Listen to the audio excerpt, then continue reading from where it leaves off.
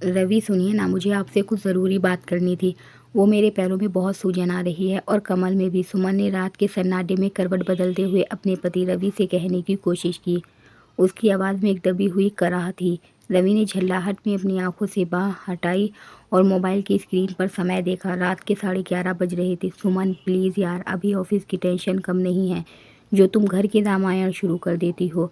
सुबह से शाम तक घर पर रहती हो, आराम ही तो करती हो। माँ बता रही थी कि आजकल तुम दोपहर में भी 2-3 घंटे सोती हो, फिर भी थकान। और ये पैरों में सूजन वूजन सब वहम है, थोड़ा वॉक किया करो, अब सोने दो। कल मेरी बहुत बड़ी प्रेजेंटेशन है। रवि ने कंबल मुंह तक खींच लिया और दूसरी करवट ले ली। सुमन की आंखों में आए आंसू अंधेरे में ही जज्ब हो गए। वो क्या बताती कि जिसे उसकी सास दोपहर की नींद कहती है, वह असल में छत पर पापड़ और अचार सुखाने की चिलचिलाती धूप वाली मेहनत होती है। रवि को सच सुनना ही नहीं था, क्योंकि उसके लिए माँ का कहा पत्थर की लकीर था। सुमन ने चुपचाप एक दर्द निवारक गोली खाई और सोने की कोशिश करने लगी, क्योंकि उसे पता था कि कल का दिन उसके लिए किसी युद्ध से कम नहीं होने वाला था।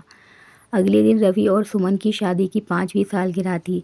रवि ने सुबह उठते ही सुमन को हैप्पी एनिवर्सरी विश किया, लेकिन उसके लहजे में वो गर्माहट नहीं थी जो पहले हुआ करती थी। नाश्ते की टेबल पर रवि की मां निर्मला देवी ने बड़े उत्साह से कहा, रवि बेटा, आज शाम की पार्टी की चिंता तुम मत करना। मैंने सब इंतज़ाम सोच लिया है, बस तुम समय पर आ जाना। आखिर मेरे बेटे और बहू की सालगिरह है, मैं कोई कमी नहीं छोड़ूंगी। रवि ने मुस्कुराते हुए कहा, माँ आप रहने दीजिए ना, मैंने कहा था कि हम बाहर होटल में डिनर कर लेंगे। घर पर फालतू में आप और सुमन परेशान होंगे। निर्मला देवी ने तुरंत बात काटी, अरे बाहर का खाना भी कोई खाना होता है? और फिर तेरी बुआ मासी और जो फूफा जी आ रहे हैं, घर की बात ही अलग होती है। और तू चिंता मत कर, मैंने महाराज हलवाई को बोल दिया है, वो अपनी पूरी टीम के साथ आएगा और सब संभाल लेगा। सुमन को तो बस तैयार होकर मेहमानों का स्वागत करना है। मैंने इसे सुबह ही कह दिया है कि आज कोई काम ना करे। सुमन रसोई में खड़ी चाय छान रही थी। सास की यह सफ़ेद झूठ सुनकर उसका हाथ कांपा और चाय की कुछ बूंदें सलेब पर गिर गई। हलवाई? कौन सा हलवाई? सासू माँ ने तो सुबह ही उसे मेन्यू थमाया था। 50 लोगों के लिए दाल मखनी, शाही पनीर, पुलाव, रायता और 3 तरह की मिठाइयाँ। और हिदायत दी थी कि खबरदार जो रवि को बताया वो फजूल खर्ची करेगा। हम घर की औरतें हैं, घर का पैसा बचाना हमारा धर्म है। चुपचाप लग जा काम पर। रवि आश्वस्त होकर ऑफिस चला गया। उसने जाते जाते सुमन से कहा, देखो माँ कितना ख्याल रखती है तुम्हारा। हलवाई बुक कर दिया ताकि तुम्हें आराम मिले, और तुम हो कि बस उनकी शिकायतें ढूंढती रहती हो। शाम को अच्छे से तैयार होना, मैंने वो जो नई साड़ी दी थी वही पहनना। रवि के जाने के बाद घर का दृश्य पूरी तरह बदल गया। निर्मला देवी ने सोफे पर पैर पसार लिए और टीवी का रिमोट हाथ में ले लिया। सुमन खड़ी, क्या है, 10 बज गए हैं, मटर छीलने शुरू कर। और सुन, पनीर के टुकड़े एक साइज के होने चाहिए, वरना मेरी नाक कट जाएगी रिश्तेदारों में। और हाँ, जल्दी काम निपटाना, शाम को तुझे तैयार भी होना है, नहीं तो लोग कहेंगे कैसी फूहड़ बहू है। सुमन ने अपनी साड़ी का पल्लू कमर में खोसा और काम पर लग गई। एक अकेली जान और 50 लोगों का खाना। मिक्सर की आवाज़, कुकर की सीटियाँ और बर्तनों की खन खन के बीच सुमन की सिसकियाँ दब गई। उसके पैरों की सूजन अब और बढ़ गई थी। खड़े खड़े उसे चक्कर आ रहे थे, लेकिन रुकने की इजाज़त नहीं थी। निर्मला देवी बीच बीच में रसोई के दरवाजे पर आकर केवल हुक्म चला जाती, काजू का पेस्ट थोड़ा बारीक पीसना, या गुलाब जामुन की चाशनी ज़्यादा गाढ़ी मत कर देना। मदद के नाम पर उन्होंने एक गिलास पानी भी उठाकर नहीं दिया। शाम के 7 बजते बजते सुमन की हालत ऐसी हो गई थी जैसे वह किसी भट्टी से निकली हो। पसीने से लथपथ, बाल बिखरे हुए और आंखों के नीचे काले घेरे। उसने जैसे तैसे सारा खाना तैयार किया, ड्राइंग रूम साफ किया और फिर भाग कर कमरे में गई तैयार होने। जब मेहमान आने शुरू हुए तो सुमन सजी धजी खड़ी थी, लेकिन उसके चेहरे की थकान मेकअप की परतों के नीचे भी साफ झलक रही थी। रवि भी ऑफिस से आ चुका था और मेहमानों के साथ हंसी मजाक में व्यस्त था। अरे निर्मला जी, क्या खुशबू आ रही है, लगता है आज तो दावत है, रवि की बुआ ने कहा। निर्मला देवी ने गर्व से सीना चौड़ा किया, अरे दीदी, बस आप लोगों के लिए खास बनारस वाले महाराज को बुलवाया है। मैंने कहा पैसे कितने भी लगे, स्वाद में कमी नहीं आनी चाहिए। सुमन एक कोने में खड़ी ट्रे में पानी के गिलास सजा रही थी। ये सुनकर उसे लगा जैसे किसी ने उसके अस्तित्व पर तमाचा मारा हो। उसकी मेहनत, उसका पसीना, उसका दर्द, सब कुछ बनारस वाले महाराज के नाम हो गया। तभी रवि सुमन के पास आया और फुसफुसाया, सुमन तुम इतनी थकी हुई क्यों लग रही हो और स्माइल क्यों नहीं कर रही? माँ ने इतना सब किया, हलवाई बुलवाया, कम से कम कुछ तो दिखो। सुमन ने कुछ कहना चाहा, रवि वो, लेकिन तभी निर्मला देवी की आवाज़ आई, अरे सुमन, ज़रा अंदर से स्टार्टर तो ले आ। महाराज शायद किचन के पीछे वाले हिस्से में काम कर रहे हैं, तू बस सर्व कर दे। सुमन चुपचाप रसोई की तरफ बढ़ गई। पार्टी शबाब पर थी, सभी खाने की तारीफ कर रहे थे। वाह, ये शाही पनीर तो लाजवाब है। दाल मखनी का टेक्सचर तो देखो, बिल्कुल 5 स्टार होटल जैसा है। रवि गर्व से फूल रहा था। उसे अपनी माँ की मैनेजमेंट स्किल पर नाज हो रहा था। खाना खत्म होने के बाद रवि को प्यास लगी। पानी का जग खाली था। उसने सोचा, लाओ मैं खुद ही किचन से पानी ले आता हूँ। सुमन तो मेहमानों में व्यस्त होगी। वह रसोई की तरफ बढ़ा। जैसे ही रवि रसोई के दरवाजे पर पहुंचा, वह ठिठक गया। वहां का नज़ारा देखकर उसके पैरों तले ज़मीन खिसक गई। रसोई में कोई हलवाई नहीं था, कोई हेल्पर नहीं था। बर्तनों का पहाड़ सिंक में पड़ा था, फर्श पर आटा बिखरा था और वहाँ एक छोटे से मुड़े स्टूल पर सुमन बैठी थी। वह अपने नंगे पैरों को दबा रही थी, जो सूजकर हाथी के पांव जैसे हो गए थे। उसके सामने एक थाली रखी थी, जिसमें मेहमानों का बचा हुआ ठंडा हो चुका पुलाव और थोड़ी सी ग्रेवी थी। वह सूखी आंखों से यांत्रिक रूप से खाना मुंह में डाल रही थी। उसकी साड़ी, जिसे रवि ने बहुत चाव से दिलवाया था, जगह जगह से पानी और हल्दी के दागों से ख़राब हो चुकी थी। रवि ने नज़रें घुमाई। वहाँ कोई बड़े बर्तन नहीं थे जो कैटरिंग वाले लाते। वही घर के पुराने पतीले और कढ़ाइयाँ थी, जो अब जले हुए और गंदे पड़े थे। यानी ये सारा खाना, 50 लोगों का खाना, सुमन ने अकेले बनाया था। तभी निर्मला देवी वहाँ हाथ दमकी। उन्होंने रवि को नहीं देखा था, उनका ध्यान सुमन पर था।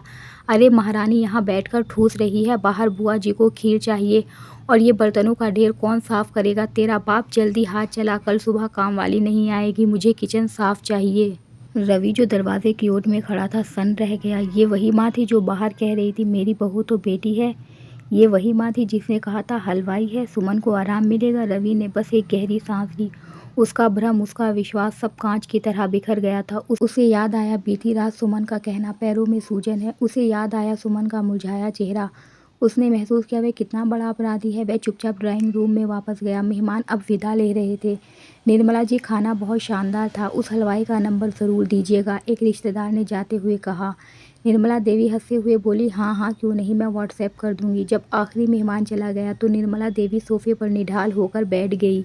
उफ, मैं तो थक गई मेहमान नवाजी करते करते। रवि, देखा कैसा शानदार फंक्शन हुआ, तेरे पापा होते तो कितना खुश होते। रवि दरवाजे पर खड़ा था। उसकी आवाज़ बेहद शांत लेकिन बर्फीली थी। हाँ माँ, फंक्शन बहुत शानदार था और सबसे शानदार था वो बनारस वाला महाराज। निर्मला देवी थोड़ा सक पका गई। हाँ, वो पीछे के दरवाजे से निकल गया। पैसे दे दिए मैंने उसे। कितने पैसे दिए माँ? रवि ने पूछा। मैंने उसको 20,000 रुपये नकद दिए थे केटरिंग के लिए और 10,000 अलग से डेकोरेशन के लिए। अरे वो हिसाब बाद में कर लेंगे, तू थक गया होगा, जा सो जा। निर्मला देवी ने बात टालनी चाहिए। नहीं माँ, आज हिसाब अभी होगा और यहीं होगा। रवि की आवाज़ इतनी सख्त थी कि निर्मला देवी पहली बार घबरा गई। क्या मतलब है तुम्हारा? मतलब ये कि आज तक मैं आंख बंद करके आपकी हर बात मानता रहा, लेकिन आज मैंने अपनी आंखों से सच देखा है। निर्मला देवी हकलाने लगी। तू मुझ पर शक कर रहा है? रवि की आंखें लाल थी। शक नहीं माँ, शर्मा रही है खुद पर। मैं अपनी पत्नी को ही नहीं समझ पाया। इतने में सुमन भी धीरे धीरे बाहर आ गई। उसके कदम लड़खड़ा रहे थे, हाथों की नसें तक सूज चुकी थी। रवि उसकी तरफ बढ़ा। सुमन, सच बताओ, क्या ये सारा खाना तुमने अकेले बनाया?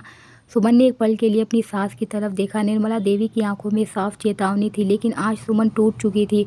उसने धीरे से सर झुका दिया। रवि के अंदर जैसे कुछ चटक गया। सुबह से कुछ खाया? सुमन की आंखें भर आई। समय नहीं मिला। रवि ने मुठ्ठियां भींच ली। और माँ कह रही थी हलवाई था। निर्मला देवी तुरंत बोले, अरे तो क्या हुआ, घर की औरतें इतना काम नहीं करेगी तो क्या मर्द करेंगे? हमने भी पूरी ज़िंदगी यही किया है। लेकिन झूठ क्यों बोला माँ? रवि पहली बार ऊंची आवाज़ में बोला। आपने मुझसे पैसे लिए, कहाँ हलवाई आएगा, फिर सारा काम सुमन से करवाया, क्यों? निर्मला देवी का चेहरा उतर गया। मैं पैसे बचाना चाहती थी। पैसे बचाना चाहती थी या बहू को नौकरानी समझ रखा था? घर में सन्नाटा छा गया। रवि ने पहली बार गौर से सुमन को देखा। उसकी उंगलियों पर छोटे छोटे जलने के निशान थे। पैरों की सूजन इतनी थी कि चप्पल भी नहीं आ रही थी। माथे पर दर्द से पसीना चमक रहा था और उसे याद आया पिछले कई महीनों से सुमन कुछ कहना चाहती थी, लेकिन वह हर बार उसे चुप करा देता था। उस रात रवि ने बिना कुछ कहे सुमन का हाथ पकड़ा और उसे कमरे में ले गया। उसने खुद उसके पैरों पर ठंडे पानी की पट्टियां रखी। पहली बार सुमन की आंखों में दर्द के नहीं, राहत के आंसू निकले। रात के 2 बजे रवि ने सुमन को अस्पताल ले जाने का फैसला किया, क्योंकि उसकी हालत बिगड़ती जा रही थी। जांच के बाद डॉक्टर ने रिपोर्ट देखते हुए गंभीर आवाज में कहा, इनका ब्लड प्रेशर बहुत बढ़ा हुआ है, शरीर में पानी भर गया है। इतनी सूजन और कमजोरी लंबे समय की ओवर क्षण की वजह से है। अगर ध्यान नहीं रखा जाता तो स्थिति खतरनाक हो सकती थी। रवि का सिर झुक गया। डॉक्टर ने आगे पूछा, क्या ये पूरे दिन आराम नहीं करती? रवि के पास जवाब नहीं था। घर लौटते वक्त कार में सन्नाटा था। सुमन खिड़की के बाहर देख रही थी। अचानक रवि बोला, सुमन मुझे माफ़ कर देना। सुमन हल्का सा मुस्कुराई, लेकिन वो मुस्कान टूटी हुई थी। गलती सिर्फ आपकी नहीं थी रवि। मैं भी चुप रही। नहीं, रवि ने सिर हिलाया। गलती मेरी थी। पति होकर भी मैं तुम्हारा दर्द नहीं समझ पाया। अगली सुबह घर का माहौल बदला हुआ था। रवि ने ऑफिस से 1 हफ्ते की छुट्टी डाल दी। फिर उसने सबसे पहले एक फुल टाइम कुक और काम वाली रखी। निर्मला देवी भड़क उठी, वहाँ अब घर में 4-4 नौकर होंगे? बहू रानी क्या करेगी? रवि शांत स्वर में बोला, वही जो इस घर की बाकी इंसानों को करना चाहिए, चैन से जीना। तू अपनी माँ से इस तरह बात करेगा एक औरत के लिए? रवि ने पहली बार सीधा जवाब दिया। वो एक औरत मेरी पत्नी है माँ, इस घर की बहू है, कोई मशीन नहीं। निर्मला देवी तिलमिला गई। बहू तो तुझे मेरे खिलाफ कर दिया। नहीं माँ, रवि बोला, आज पहली बार मैंने खुद सच देखा है। उस दिन के बाद बहुत कुछ बदल गया। रवि अब हर छोटी बात में सुमन का साथ देता। ऑफिस से लौटकर सीधे फ़ोन में नहीं घुसता, बल्कि पूछता, आज कैसी हो? धीरे धीरे सुमन की तबीयत भी सुधरने लगी। उसके चेहरे की खोई चमक वापस आने लगी। लेकिन निर्मला देवी के मन में कड़वाहट बढ़ती जा रही थी। उन्हें लगने लगा कि बहू ने उनका बेटा छीन लिया। एक दिन उन्होंने गुस्से में रिश्तेदारों के सामने कह दिया, आजकल की बहुएं 2 बर्तन क्या मान ले, खुद को रानी समझने लगती है। इस बार सुमन चुप नहीं रही। उसने बहुत शांति से कहा, माँ जी, काम करने से किसी को परेशानी नहीं होती। दर्द तब होता है जब मेहनत की इज्जत तक ना मिले। पूरा कमरा खामोश हो गया। निर्मला देवी पहली बार निरुत्तर थी। कुछ महीनों बाद रवि और सुमन की शादी की 6ठी सालगिरह आई। इस बार घर में छोटी सी पार्टी थी। सिर्फ करीबी लोग थे। रसोई में कुक खाना बना रहा था। सुमन बालकनी में बैठी हंस रही थी। तभी रवि सबके सामने केक काटने से पहले बोला, आज मैं अपनी पत्नी से कुछ कहना चाहता हूँ। पिछले साल तक मुझे लगता था कि मैं बहुत अच्छा पति हूँ, लेकिन सच ये है कि मैं अपनी माँ की बातों में इतना अंधा था कि अपनी पत्नी की खामोशी भी नहीं सुन पाया। उसने सुमन का हाथ पकड़ा। इस घर को बचाने वाली मेरी माँ नहीं, सुमन है। क्योंकि जिसने दर्द सहकर भी रिश्ते निभाए, असली ताकत उसी में होती है। सुमन की आंखें भर आई। इस बार उसकी आंखों में दबे हुए आंसू नहीं थे। उसमें पहली बार अपने होने की इज्जत दिखाई दे रही थी। कहानी पसंद आई है तो वीडियो को लाइक करें, चैनल को सब्सक्राइब करें और मिलते हैं एक नई कहानी के साथ।